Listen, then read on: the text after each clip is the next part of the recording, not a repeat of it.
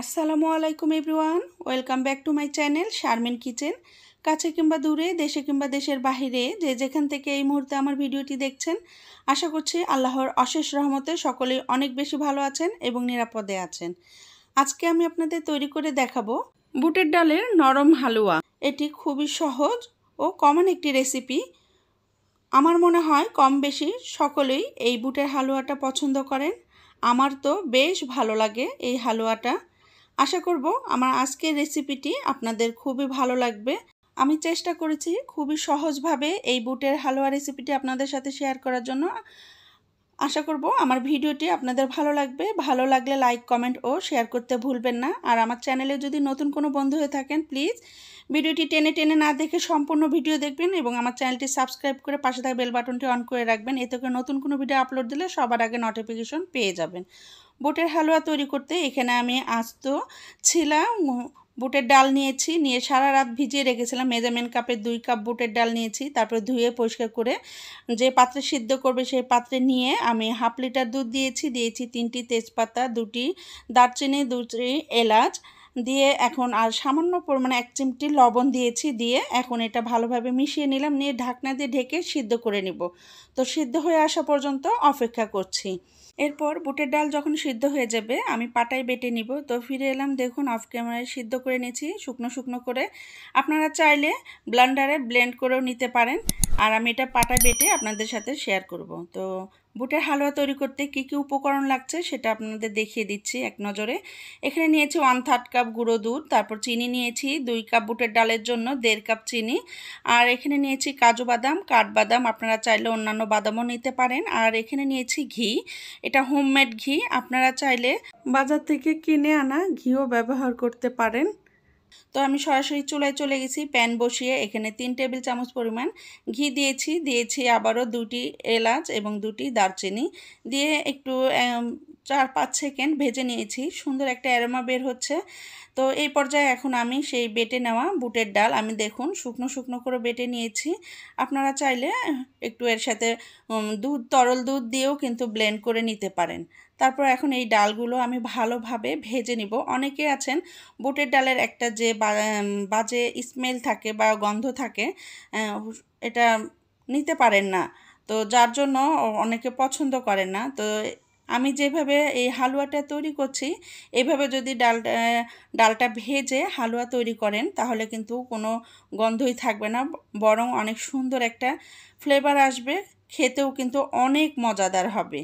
তো দেখুন আমি অফ ক্যামেরায় কিন্তু নেড়ে নেড়ে ডালটা কেমন করে ভেজে নিয়েছি, ঠিক এমনটি করে ভেজে নিতে হবে। রান্না যেহেতু একটা আর্ট, সব কিছু কিন্তু বলে বোঝানো যায় না, বুঝে নিতে হয়। তারপর ডালটা যখন ভাজা হয়ে গেছে সুন্দর একটা ফ্লেভার আসছে, তো এই পর্যায়ে আমি এখানে দিয়ে দিলাম 1 লিটার তরল দুধ। আমি আগে থেকে জাল করে এখানে আমি হাফ লিটার করে রেখেছি, আপনারা চাইলে আরও কম বেশি করে দিতে পারেন। তবে এই হালুয়াতে দুধটা যদি বেশি করে দেওয়া হয় তাহলে খেতে কিন্তু অনেক ভালো লাগে। আমরা সাধারণত বুটের হালুয়াটা বরফির আকারে বা অন্য কোনো রকমের শেপ দেই, কিন্তু আজকে আমি আপনাদের তৈরি করে দেখাবো নরম বুটের হালুয়া। এতে কিন্তু দুর্দান্ত লাগে। বিশ্বাস না হলে আপনারা বাসায় একবার হলেও ট্রাই করে দেখবেন। দুধ দিয়ে ভালোভাবে আমি মিশিয়ে নিয়ে এই পর্যায়ে এখন আমি আবার দিয়ে দিলাম গুঁড়ো দুধটা দিয়েছি, দিয়ে এখন এটাও ভালোভাবে মিশিয়ে নিতে হবে। খেয়াল রাখতে হবে কোনোভাবে যেন দলা পাকিয়ে না থাকে, তাহলে কিন্তু হালুয়াটা খেতে ভালো লাগবে না।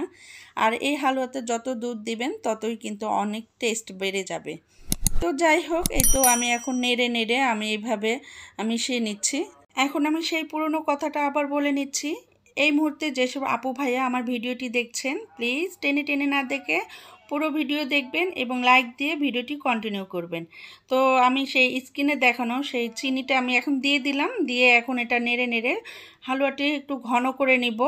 আর অলরেডি এই কাজটি যারা করেছেন, আমাকে সাপোর্ট করছেন, আমার পাশে আছেন, লাইক, কমেন্ট ও শেয়ারের মাধ্যমে আমাকে উৎসাহিত করছেন, তাদের কাছে আমি চিরকৃতজ্ঞ। এই তো আমি এখন 3 থেকে 4 ফোঁটা অরেঞ্জ ফুড কালার দিয়েছি, জাস্ট সৌন্দর্যের জন্য বা আকর্ষণীয় করার জন্য। তো আপনারা চাইলে স্কিপ করতে পারেন। তো তো তারপরে আমি এটা নেড়ে নেড়ে ঘন করে নিচ্ছি। কেমন ঘনত্বটা হবে দেখেই বুঝে নিতে হবে। আর এখন দিয়ে দিচ্ছি এখানে কাজু বাদাম এবং কাঠবাদাম আমি কুচো করে রেখেছি, তার প্রায় এখানে 3 টেবিল চামচ পরিমাণ আছে, তো দিয়ে দিলাম। আর এটা দিয়ে যদি এইভাবে নরম হালুয়া তৈরি করা হয়, খেতে কিন্তু প্রত্যেকটা বাইকে বাইকে কামড়ে মানে এই বাদামটা পড়বে, তখন কিন্তু খেতেও অনেক বেশি ভালো লাগবে। আরও দিয়ে দিলাম 2 টেবিল চামচ পরিমাণ ঘি। এই ঘিটা এই পর্যায়ে দিলে সুন্দর ফ্লেভার আসবে আর খেতেও কিন্তু অনেক মজাদার হবে। তো যাই হোক, এই তো দেখুন প্যান থেকে ছেড়ে আসছে, হালুয়াটা কিন্তু আমার তৈরি হয়ে গিয়েছে।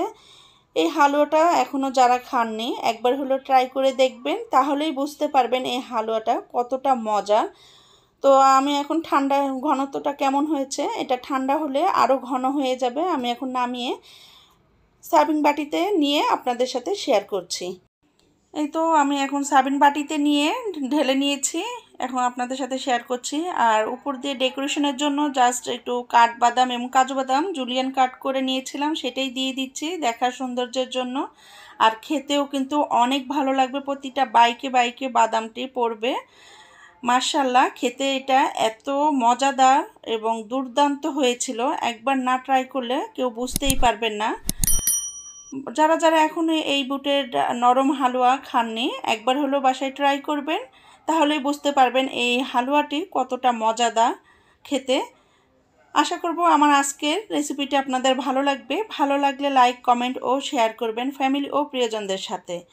আর আপনাদের বাসায় যদি ট্রাই করে থাকেন হালুয়াটি কেমন লেগেছে চাইলে কমেন্ট করে জানাতে পারেন। আপনাদের সুন্দর সুন্দর কমেন্ট পড়তে আমার অনেক বেশি ভালো লাগে।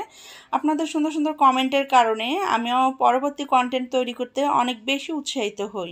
শারমিন কেক অ্যান্ড পেস্ট্রি আমার একটি পেজ আছে, পেজ থেকে দেখলে ফলো করে দিবেন এবং লাইক দিয়ে দিবেন। আর আমার চ্যানেলে যদি নতুন কোনো বন্ধু হয়ে থাকেন প্লিজ আমাকে সাপোর্ট করার জন্য আমার চ্যানেলটি সাবস্ক্রাইব করে পাশে থাকা বেল বাটনটি অন করে রাখবেন, এতে করে নতুন কোনো ভিডিও আপলোড দিলে সবার আগে নোটিফিকেশন পেয়ে যাবেন। দেখুন এটার ঘনত্বটা কেমন হয়েছে, আমি 1 চামচ নিয়ে খেয়ে দেখেছি, মাশাআল্লাহ খেতে কিন্তু অসাধারণ মজাদার। ভালো থাকবেন, সুস্থ থাকবেন, সবাইকে সাপোর্ট করবেন। পরবর্তী ভিডিও দেখার আমন্ত্রণ জানিয়ে আজকে এখানেই বিদায় নিলাম। আল্লাহ হাফিজ।